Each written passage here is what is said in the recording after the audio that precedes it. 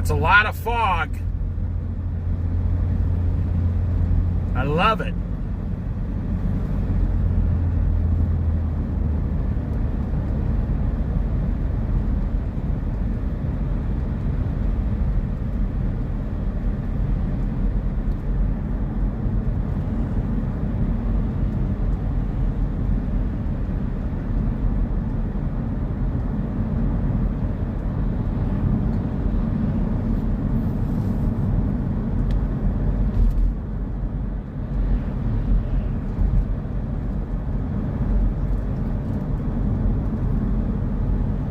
I like watching the tree stumps come out of the fog like that.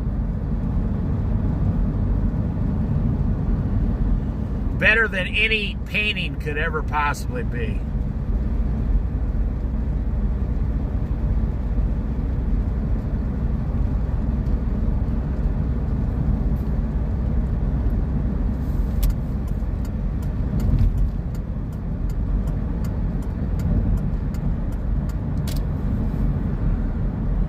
And then you see how bright this is, because this is real thin fog. And then the sun is just blaring through it.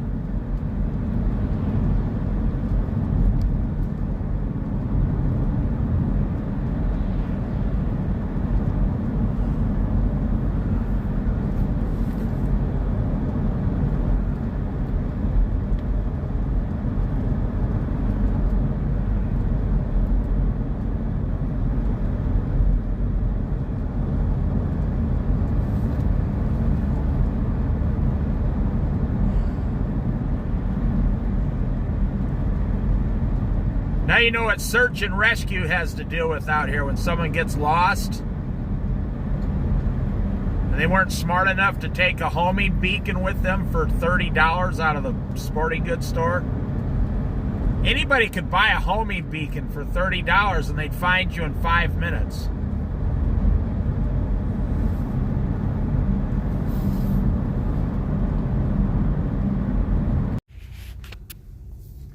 Hey man, beware of goose crossing on the Oregon coast. 1, 2, 3, 4, 5, 6, 7, 8, 9, 10 geese.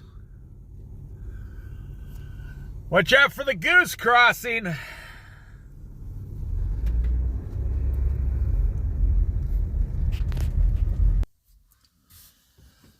Okay, so we left off with probably one of the greatest teachings we've had so far.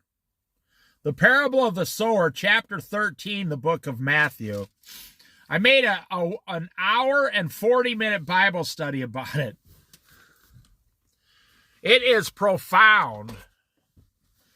It's on the playlist on this channel. So that took us down to chapter 13, verse 23. It was the first 23 chapters. But now it continues, the parable of the weeds, verse 24, chapter 13, book of Matthew. So we went through the parable of the sower, and we talked about weeds a lot. I gave you a good explanation of farming and all that, sowing seeds. Now we go to the parable of the weeds.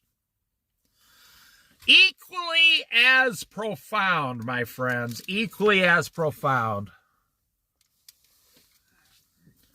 That beautiful water and that national forest out there. Look at all those trees lined up there. Thousands and thousands of trees for hundreds of square miles on the Oregon coast. All right, just lined up right on the beach. The Pacific Ocean is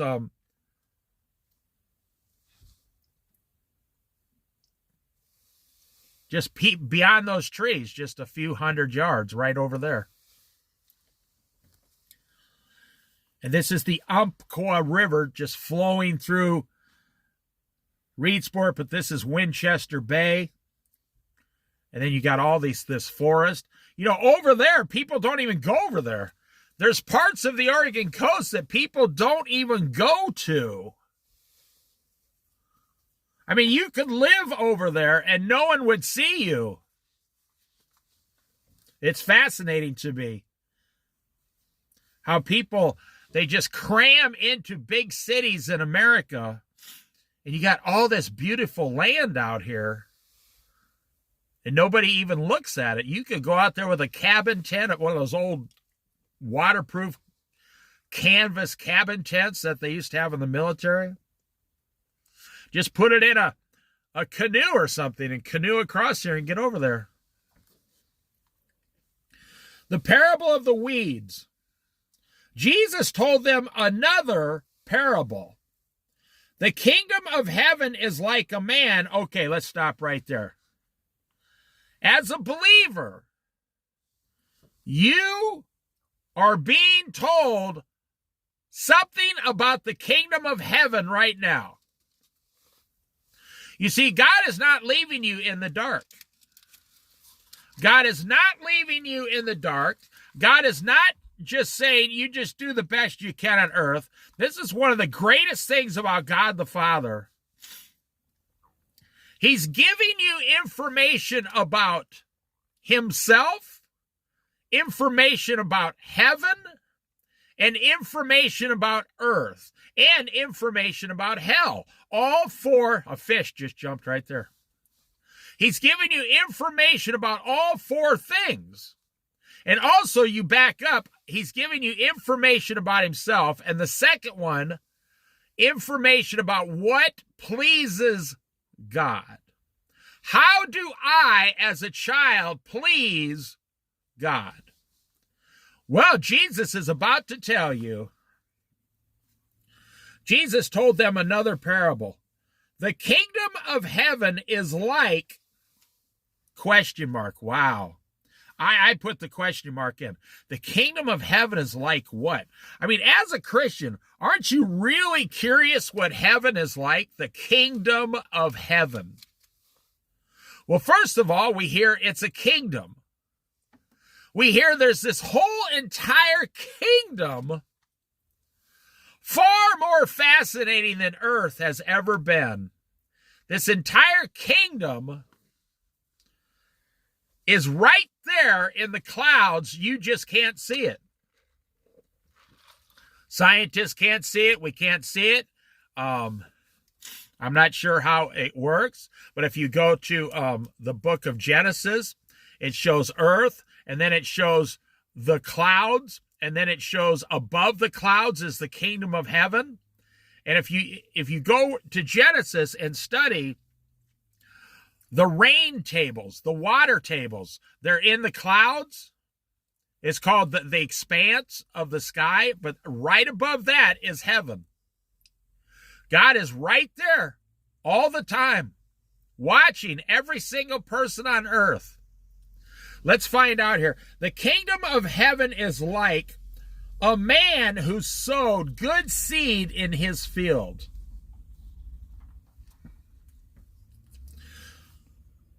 But while everyone was sleeping, his enemy came and sowed weeds among the wheat and went away. First of all, I'd like to say this. What do they tell you in today's society? Every nutritionist on earth will tell you, whatever you do, don't eat wheat. Wheat is going to kill you. You're going to have glucose problems. Do not eat wheat, whatever you do. So you think to yourself, well, why is Jesus eating wheat? Why is the Son of God eating wheat? If wheat is not good for you, then why is Jesus eating the wheat? Well, you got to look up real wheat. So if you really want wheat in your life, which most people, they don't have time to do this because their life is all about making money and buying more things. They took the wheat out of the field back then and they crushed it by hand. Today, they take the wheat, a machine crushes it, and it's still okay. It's still good wheat. Now, I know because I used to be a farmer. I've seen it done. And then, before they put it in the bread, there's a seal right there. His head just popped up. Before they put the wheat in your bread or in your pancake mix or whatever, They bleach your wheat. I know. You're actually eating bleach. If you go to the back of a bleach container, it says, under no circumstances, do not eat any bleach. Common sense, obvious. But now they're in the factory, they're bleaching your wheat, and they kill all the vitamins, minerals, and nutrients in the wheat. And then they have to, by law, add them back in with chemicals. Chemical minerals and nutrients. Instead of just leaving the wheat the way it was. But while everyone was sleeping, his enemy came and sowed weeds among the wheat.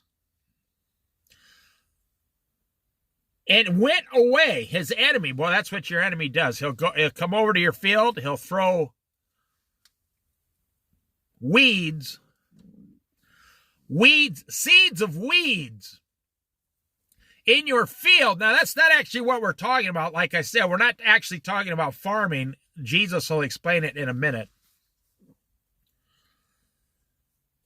And went away. He did it in the middle of the night. You know, when we were farmers back in Iowa, every once in a while we'd get a phone call from a neighbor. Because that, you know, that's how, it all depends on who you live next to. You don't want your neighbors, your immediate farm neighbors, to be your enemies. No, you want, I'll look out for you and you look out for me. Like if they would go on vacation, they say, we're going to be gone for a few days. We're going to go up here hunting or fishing. You want to keep an eye on our place. And that's what we did. Or we'd get a call in the middle of the night. They'd say, hey, I think someone's down there in your field on your property. And it'd be some city guy out there, you know, drinking or something. So we'd go out there, you know, with the shotgun and shoot it off in the air. Oh, the good old days. It's all true story. We'd shoot the shotgun off in the air, and the city boy would jump in his car so fast that he almost ran out of his own shoes. And he'd take off down the gravel road. Because you don't know what, we weren't going to ever hurt them, but you never know what they're going to do. They might be trying to steal some parts off your tractor or something. You don't know.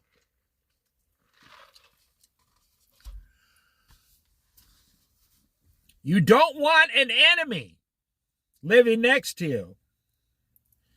His enemy came and sowed weeds among the wheat and went away.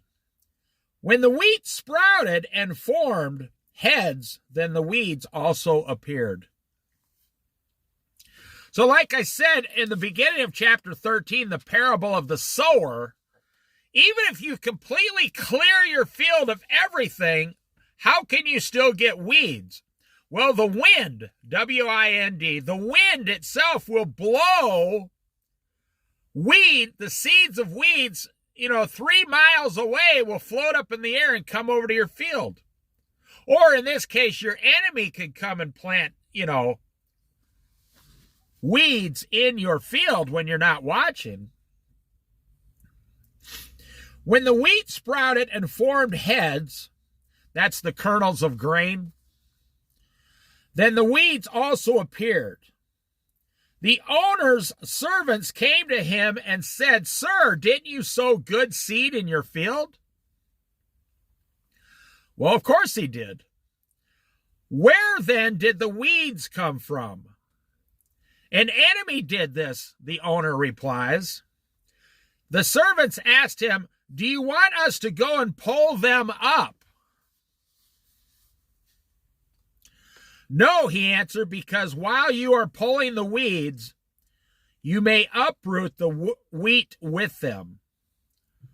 Let both grow together until the harvest.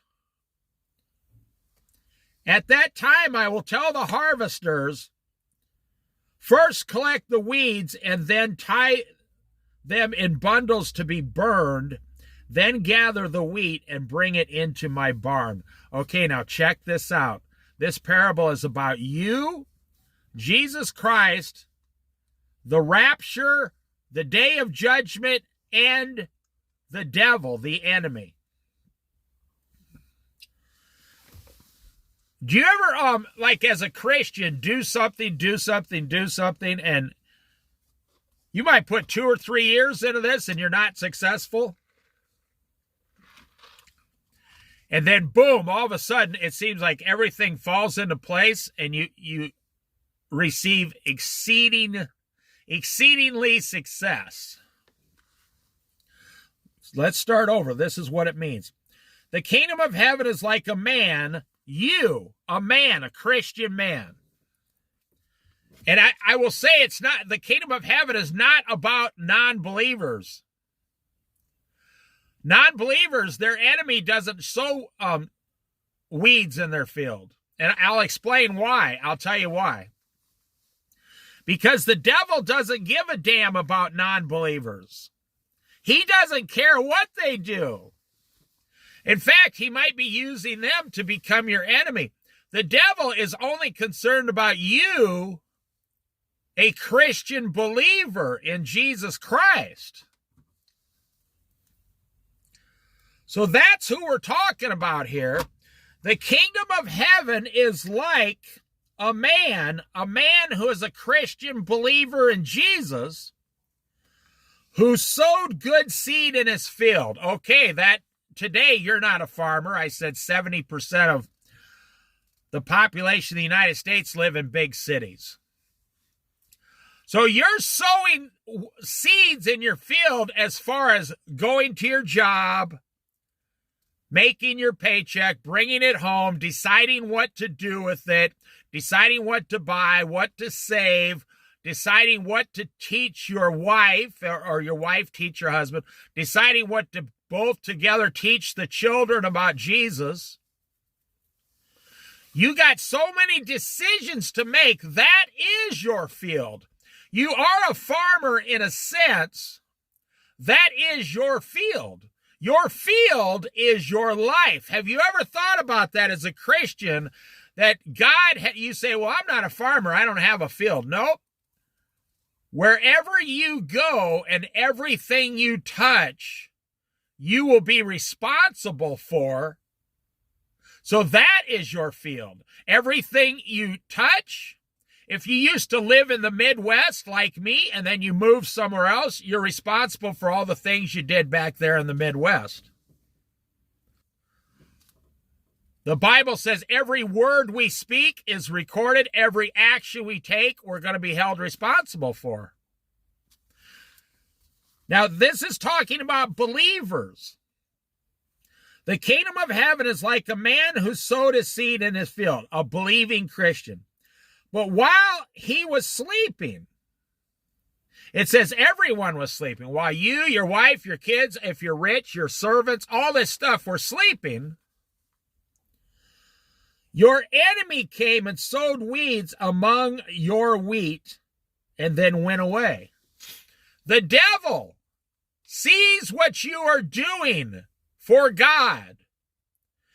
The devil has to ask permission to do something against you. That's just like in Job.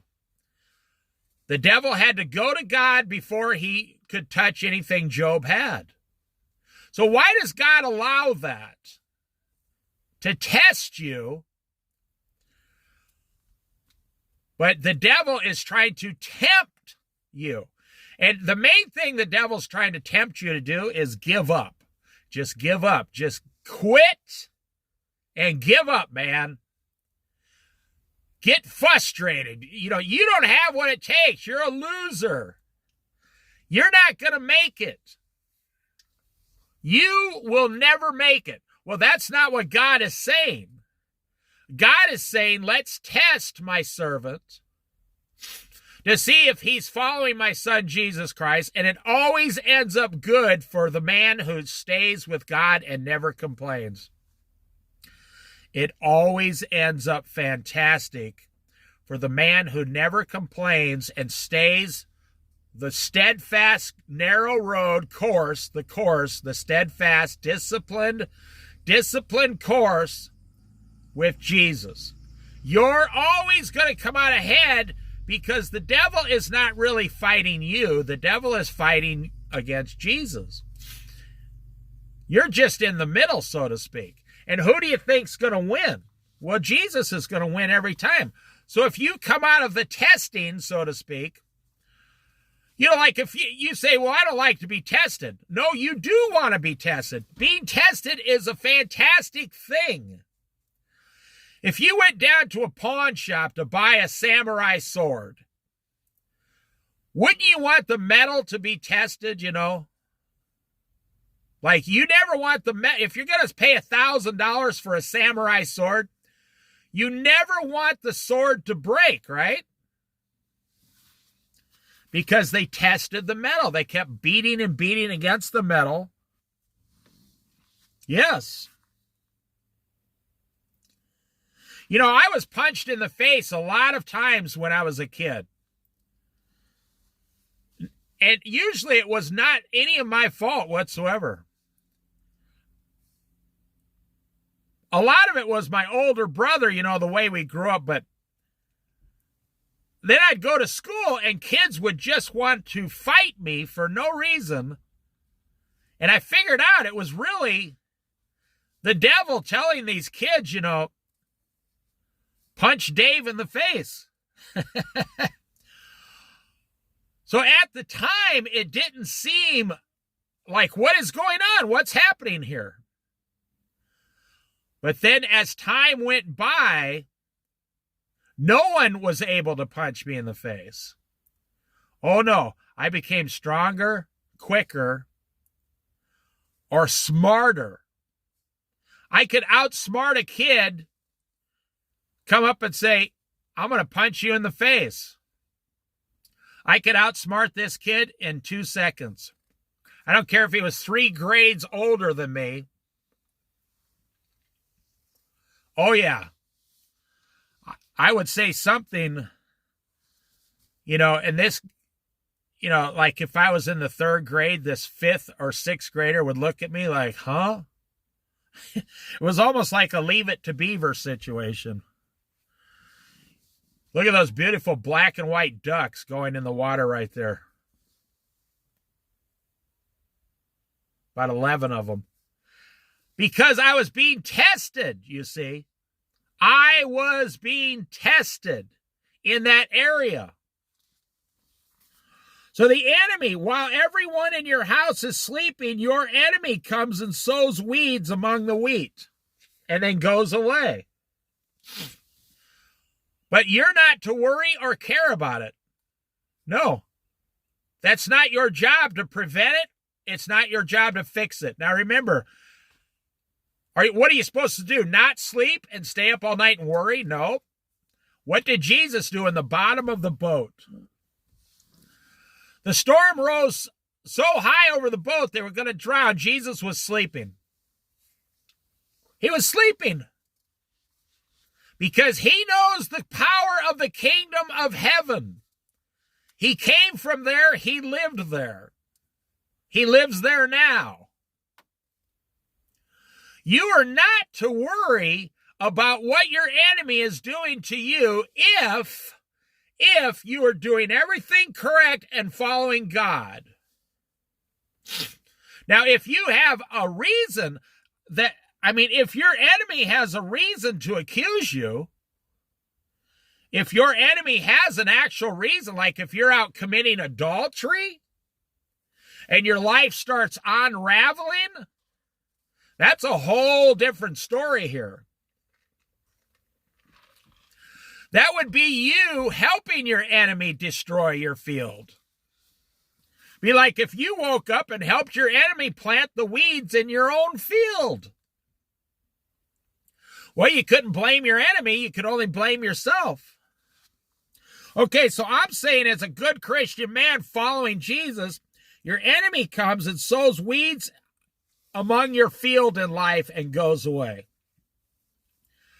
When the wheat sprouted and formed heads, then the weeds also appeared. So the wheat comes up and you want to harvest so you can make your money. Now, the same thing in your life, you know, you got your paycheck sprouts up, but there's weeds around it too. Your boss wants more. Your wife wants to buy something. You can't afford this. You know, I've always said the worst position a man could be in this world, and it's coming up here in the economy pretty soon. Someone who is maxed out on their monthly payments to where it equals their monthly income. And then you are forced to go down and buy one of these cars for $12,000 on payments. But the car has 230,000 miles on it, and it's really a piece of junk in the engine, but a lot of people buy them. That's what's happening today. You're forced to buy one of these $12,000 cars for $300 a month. So now you are maxed out to the max for the next 5 years. And why did you buy this car? Because you literally, the situation you got yourself in is forcing you to buy this car. Because a lot of people, they live next to a highway, an interstate, and they have to drive 18 miles in one direction to get to their job.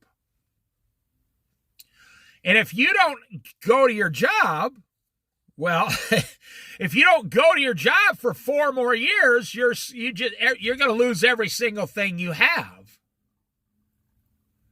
That might be a good thing. Just file bankruptcy and walk away. But you're going to lose everything you have if you don't. Now you got this car that's got 230,000 miles on it. You're just trying to make it last for 4 years when your payments are over. And that's when you're going to get 2 or 3 things paid off. So you got, look at that gray crane right there. You're going to have to spend the next 4 years of your life driving from your house over to the interstate, 17, 18 miles north or south.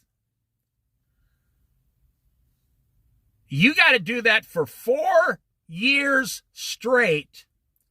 And then in 4 years, you can get back to just breaking even. You know, there's a lot of Christian advisors on the radio and on the internet, good ones. I mean, real good ones. Even Dave Ramsey's a good, somewhat of a Christian advisor. Dave Ramsey. Every Christian advisor I've ever listened to says one thing. Become debt-free and remain debt-free. Pay cash for everything except your house. Pay cash for every single thing. If you can't save $30,000, then do not buy a $30,000 car. Pay cash for everything, and I will add, pay cash for your house too. Say, well, how am I going to do that? Don't buy a $350,000 house. Buy a $70,000 house. Well, how am I going to buy a $70,000? You could go live in a mobile home park, buy a $70,000 house. I've been to some of the richest neighborhoods in America, traveling through 22 states. Always within 15 miles down the road is a trailer park, charging $800 a month. So your enemy comes, sows wheat, or sows weeds in your wheat. Okay. But now your wheat has sprouted up, and your enemy's weeds have sprouted up. Now here's the most important part. The owner's servants came and said, "Sir, didn't you sow good seed in your field? Where then did the weeds come from?" Now, these are the angels talking to Jesus. It's good to be a Christian because you can figure these things out. These are the angels talking to Jesus. Jesus said, because Jesus owns you and owns the field. "An enemy did this," he replied. The servants asked him, "Do you want us to go and pull up the weeds?" Okay, now pay very close attention. That's where we're at today. You as a Christian are sowing seeds for Jesus Christ. And the enemy is always sowing weeds around you. And I want to give you hope here. And you should kind of laugh about it. I want you to get to the point where you can just laugh about it. The enemy is going to be there till the day you die or until the rapture. The enemy is going to sow weeds of stupidity around you until the rapture. It's something you cannot change. So why is the Lord allowing this? Well, you'd have to go back to the book of Genesis in the Garden of Eden. You'd have to go back to the book of Genesis in the Garden of Eden called sin. We are all sinners, falling short of the glory of God, but you are no longer a sinner. Your sins have been washed. You are now considered in this parable the wheat, the good kernels of wheat that you can eat and crush and make bread, and you can live according to God's plan. Your body receives health by eating the wheat. Another thing they tell you on the internet, whatever you do, don't eat white rice. If the minute you eat white rice, you're going to die. It's all over the internet. Well, I have a question. From India to China to Indonesia, there are 2 billion Oriental people on the earth. 2 billion people have been eating rice for the last 1,000 years. And these are the people that are, they say, live the longest.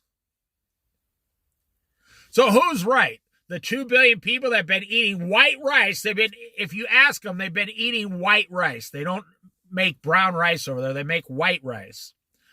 They've been eating white rice for the last 1,000 years. And they live to be 100. Or should we believe the internet?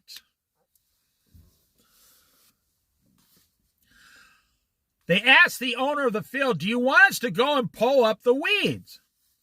Now, the last part, listen, this is your life. This is not just a parable, it's also a prophecy of what's going to happen. No, Jesus answered, because while you are pulling the weeds, you may uproot the wheat with them. You see, that's one reason Jesus allows all these weeds of stupidity to be around you all the time, so that you will not also be harmed. Now listen, this is so awesome. Let both grow together until the harvest. When is the harvest? The rapture is the harvest. You could make a case that it's later on, but no, the harvest is when the church is taken off the earth and is with Jesus for all eternity, and then the 7-year tribulation starts on the earth. Let both grow together until the harvest. Let both grow together until the rapture.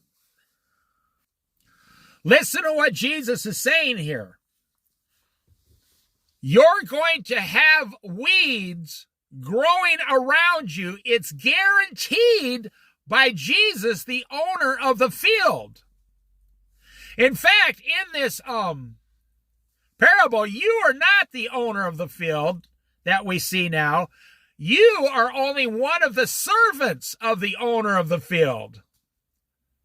Jesus is the owner of the field. You are a Christian believer, one of his servants of the field. You're the one tending the field, but I'm saying in this instance, either the servants or the angels are asking, should we pull up the weeds? Now, what does Jesus say? No, he answered. I say Jesus answered, because while you are pulling the weeds, you may also uproot the wheat with them, my children. While you're getting rid of the non-believers, the weeds, you may also harm my children. Now we get into it real deep here. Let both grow together until the harvest. Now, how do I know that this is a rapture? It tells us right here. At that time, I will tell the harvesters, first collect the weeds. Now, this is Judgment Day. The harvest in this example is, in my opinion, is the day, the rapture. He harvests, boom. But on Judgment Day, who is the first in the prophecy to speak to Jesus? It's the non-believers, the non-children, those who claim, we've gone through this in previous chapters in the book of Revelation when we went through it. They argue with Jesus. Do you know how many miracles we performed in your name? And he says, I tell them plainly, I never knew you. Depart from me. That's when the angels pick them up and throw them into hell. So what does it say here? Let both grow together until the harvest. Now, the harvest for the Christians is going to be rapture, the day of the rapture. It's not a day, it's a twinkling of an eye, just to be specific. And it's coming up in the next few years, in my opinion. At that time, I will tell the harvesters, first collect the weeds. Now, we know he's not talking about the harvest. I mean, the rapture now, because he's going to first collect the weeds. Okay, in the future, when does he first collect the weeds? I'll read it. See if you cannot see in here the Judgment Day. First collect the weeds and tie them in bundles to be burned. Then gather the wheat and bring it into my barn. Oh, first collect the non-believers and throw them into hell to be burned. Then gather the wheat, the believers, and bring them into my barn, into my kingdom of heaven. But you see, we are brought into the kingdom of heaven. That's why I know it's the rapture. And then it quickly switches over to the day of judgment. Because the rapture is when we are going to be raptured and brought into the kingdom of heaven. And the day of judgment, it switches right over quickly, is when the weeds, the non-believers, are going to be taken to hell for all eternity. That's pretty much all I got to say about that. I hope you understood that. It's not talking about, remember what he said, how come you speak to them in parables? He said this in the previous chapter. Because they are ever hearing but never understanding. They're ever seeing but never perceiving. They don't know anything. For this people's heart has become calloused. They hardly hear with their ears, and they have closed their eyes. That's why he's speaking to them in parables. But the parable of the weeds and the wheat is about the rapture. Now, you're guaranteed by Jesus that the enemy, the weeds, are going to be around you until the moment you're raptured. That's why I say, try to laugh about it. Turn it over to God and be at peace with it. Turn it over to Jesus and be at peace with it. If some weeds sprout up, Jesus said they're going to sprout up. Next week, in a month from now, weeds will sprout up around you, but now you can recognize them. Now you know exactly why they're there. Now you know exactly what's happening. You're not confused. You fully understand why these things are happening around you. Because Jesus is allowing, the hand of God is allowing the wheat and the weeds to grow together until the rapture. And then at that time, every single believer on the earth, up to 2 billion, it's between 1 and 2 billion now, but up to 2 billion people will be raptured immediately off the earth. I mean, I've heard ministers on the radio say it's going to be about 500 million people. Well, 2 billion people believe in Jesus Christ as their Lord and Savior, according to the internet numbers. And 2 billion people believe in Muslims now. They believe in Muhammad and Muslimism, or whatever you call it. So even if only half of those who claim Christ go up, that's 1 billion. But up until whoever is raptured, well, those who believe upon the Lord Jesus Christ as their Lord and Savior, that's who's going to be raptured. You're going to be guaranteed to have weeds growing around you. So instead of spending all your time running to and fro, to and from, back and forth, back and forth, back and forth, you ever feel like you're just getting dizzy running around in circles? You don't have to live that way. You know, like that game, I see a lot of Christians play the game whack-a-mole in their life, you know, where the mole pops up and you keep trying to whack its head down, and that's what you're trying to do. You have 17 things on a list this weekend that you're going to try to get done in the next 48 hours. You know, the Lord said, this is the day of the Lord. You must rest. You must take 1 day a week and rest. And I don't see Christians doing that anymore, and they're becoming overwhelmed. They said 30% of people now, Christians and non-Christians, are sleep deprived to the level of being chronic, like a chronic disease of sleep deprivation. 30% of all Americans chasing after all this lifestyle things that you don't need. You go pick up one of your favorite items in your house.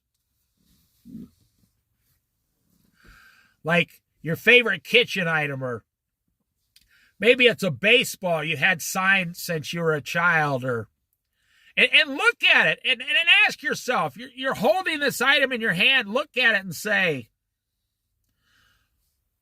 what is this item really giving me? Well, it's giving you some kind of a feeling of security. You're saying, well, I like it because it makes me feel safe and secure, and I like having this baseball around because I feel safe and secure. But then you speak truth into the situation and you say, am I going to be holding this baseball on Judgment Day? Will this baseball be able to help get rid of any of the weeds growing around me? Is this baseball going to give me something on this earth? Well, we all know the answers to all those questions. No, no, no, no, and no. None of it's going to happen. Now, I mean, for some of you, it might be your truck. You know, it's funny. I'm not making this up. I saw a Hummer. It was some kind of it was all electric Hummer. It was called a 3x pickup. This thing was huge and powerful. They were selling it in Eugene, Oregon, at a brand new car dealership. When I tell you, it's going to blow your mind. This thing was off the ground. It's called a 3x truck Hummer SUV / blah, blah, all electric. $555,000. I'm not making that up. $555,000 for this brand new electric 3x truck thing, Hummer type thing. I almost fell over. I was like, how am I? What? You know what you can buy for $555,000? I guess you get so rich you don't care, but a person who lives that way is probably on their way to hell. Why do I say that? Because, now I hope they're not. I hope they change. I do. But because they're living for things. If you got, $30 million in the bank, you're like, I just bought a $500,000 truck. I got a good deal. They took $30,000 off for me. Yeah, okay. So the weeds are always going to grow up around you. It's guaranteed, and that should give you comfort when you know it's always going to happen and there's nothing you can do to change it. So instead of spending all your time playing whack-a-mole, trying to juggle 17 bowling ball pins at the same time, start living for Jesus. From now until the rapture, live every minute of your life for Jesus. And Jesus is in charge of the field, your field, as his child. And he's going to take care of all those weeds for you. He has a designated day to where he's going to take every weed out of your life. And I don't believe he'll take care of it before the rapture too, because of his generosity and his love for you, his child. And then you're raptured, then the 7 years of tribulation on the earth, but you won't be here. And then the judgment, then the battle of Armageddon, and then the judgment day, and then the 1,000-year reign of Christ comes down to earth.